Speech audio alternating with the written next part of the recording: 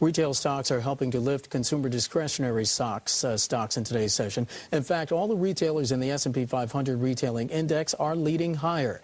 Let's bring in Zara Burton to find out who's doing the best. And Zara, is this mostly because of that positive earnings report from Bed Bath & Beyond? You better believe it, Mark. Definitely the best performer in the S&P 500 retailing index today. Those better than expected earnings definitely boosting the overall index on maybe an improved outlook. Now, let's talk about Penney as well, because that's also one of the better performers today in the session. Penney really getting an upgrade over at JPMorgan, saying that the earnings are likely to come in ahead of estimates as the company is able to lower costs and sales have been trending above what the company had been looking for. Also, another big story, M&A, Dress Barn and Tween Brands. I haven't heard a lot about this recently. That company, Dress Barn, buying Tween Brands. Interesting deal here. It's about $157 million in stock, all stock here, a 19% premium to yesterday's closing price for Tween Brands. So you can see the stocks are rising, both of them rising on the day. Tween Brands up as much as 31% at its best point, now pairing those gains to about 27%.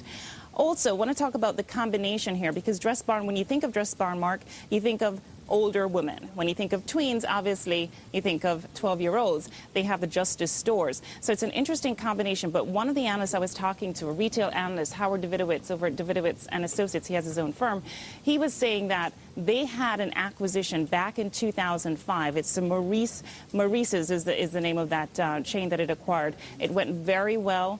Dress Barn has been very successful in retaining cash. They have a strong balance sheet, so they're going out and shopping right now, and they're able to pick up bargains because he says it's actually not such a great price for Tween, but for Dress Barn, it is.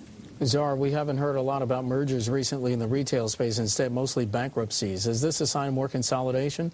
Well, you know, interesting, because Goldman Sachs out with a note today on Office Depot saying that because of that strong balance sheet that it has, it could actually be a merger partner for somebody else out there. So those stocks or those shares are actually on the rise today in the session. But also, Howard Davidowitz, I want to quote him again. He was saying that there are some retailers in a great position to actually go after other companies. Abercrombie & Fitch is one of those, TJ Maxx, Ross Stores as well. However, he doesn't necessarily think that there are going to be any acquisitions. He actually says, you know what, more bankruptcies are ahead. He's talking about the fact that in a decade or so, 5 years to 10 years from now, you're going to have a desert marketplace. He talks about some of the recent bankruptcies that we've seen, Eddie Bauer, Circuit City. He says, you know what, there are more to come.